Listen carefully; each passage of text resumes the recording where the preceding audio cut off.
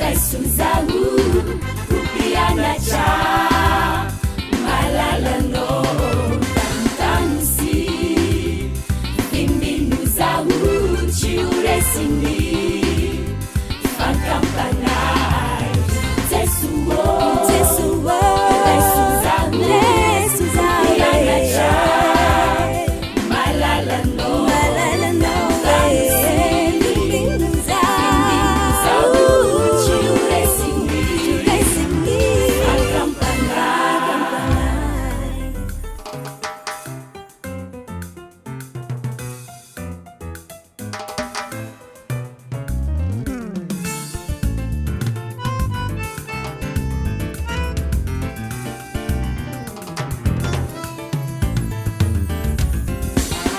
Ya, itandray mampapabe, malama maigna ny tany, itery lalagna ny ratsy, na zegny ankino amin'ny tompo ny fiainanao.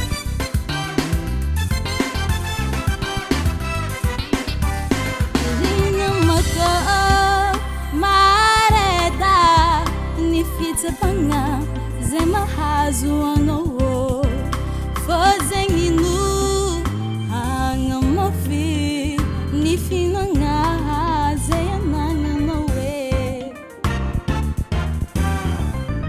na dia zegny azadino ny manakiny ny fiaignanao ny Jesoa tompo mahery, fa aminanjy ny lakelendra jiaby.